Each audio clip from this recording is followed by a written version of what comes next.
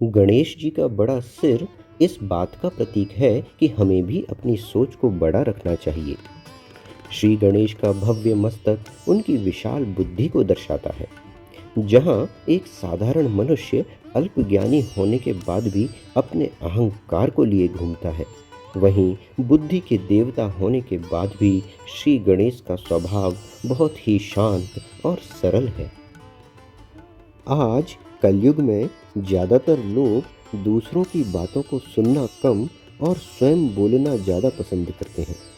लोगों की बातों को पूरा होने के पहले ही काट देते हैं, और यदि कभी सुनते भी हैं तो समझने के लिए नहीं, बल्कि सामने वाले को जवाब देने के लिए सुनते हैं। वहीं श्री गणेश जी के गज कर्म यानी बड़े कान इस बात का प्रतीक है कि हमें हमेशा बोलने से पहले सभी की बातों को बड़े ही ध्यानपूर्वक सुनना और समझना चाहिए। जब भी हम कोई काम बहुत ही ध्यानपूर्वक और एकाग्रता के साथ करते हैं तो हमारी आंखें छोटी हो जाती हैं। गणेश जी की छोटी आंखें भी इसी बात का प्रतीक है कि हमें हर कार्य बहुत ही ध्यान और एकाग्रता के साथ करना चाहिए। यदि हम अपने जीवन में हर कर्म ध्यानपूर्वक और एकाग्रता के साथ करेंगे तो हम विकर्मों और दुखों से सहज ही बच जाएंगे। गणेश जी ने अपना एक दांत परमात्म सेवा और अपने कर्तव्य को निष्ठापूर्वक करते हुए गंवा दिया।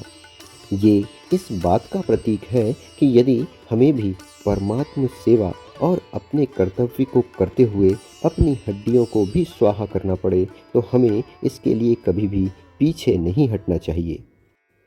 गणेश जी का बड़ा पेट हर अच्छाई और बुराई को अपने अंदर समा लेने का प्रतीक है।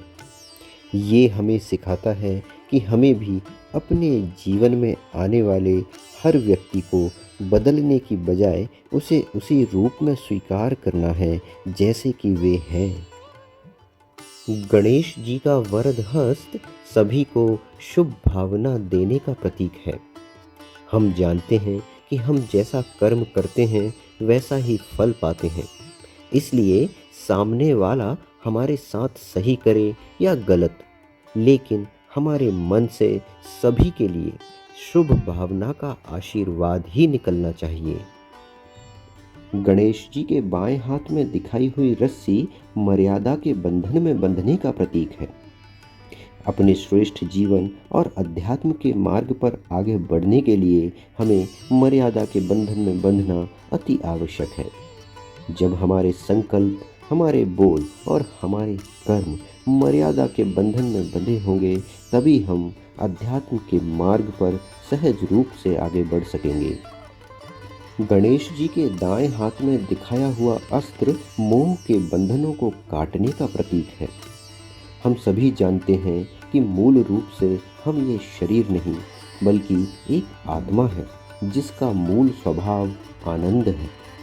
जब हम मोह के बंधनों को काट सकेंगे तभी हम अपने मूल स्वभाव और मूल रूप को पहचान कर परमात्मा से योग लगा सकेंगे। जिस प्रकार मूषक यानी चूहा बहुत ही चंचल होता है और चीज़ों को कुतर कर उन्हें नष्ट करता रहता है, उसी प्रकार मनुष्य का मन भी बहुत चंचल होता है और इसके विकार और इच्छाएं अंदर ही अंदर मनुष्य के सद्कर्मों को कुतर कर नष्ट करती रहती हैं। श्री गणेश जी की मूषक पर विजय और मूषक पर सवारी हमारे विकारों और इच्छाओं पर विजय प्राप्ति का प्रतीक है। गणेश जी के हाथ में मोदक साधना और मेहनत के फल का प्रतीक है। जिस प्रकार मोदक बनाने में 5 उंगलियों को मेहनत करनी पड़ती है, लेकिन उस मोदक की मिठास सबको आनंद से भर देती है, उसी प्रकार जब हम अध्यात्म के पथ पर चलने की मेहनत करते हैं तो हमारा जीवन प्रेम, सुख, शांति और आनंद के फल से भर जाता है। गणेश जी की सूंड कभी भी स्थिर नहीं रहती, वह हमेशा हिलती डुलती रहती है। ये इस बात का प्रतीक है कि हमें भी हमेशा कर्म करते रहना चाहिए, हमेशा कार्यशील और मेहनती बने रहना चाहिए। ऐसा करने वाला व्यक्ति अपने जीवन में हमेशा सफल होता है और हर काम में विजय प्राप्त करता है।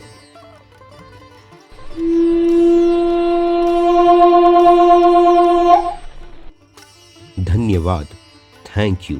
शुक्रिया।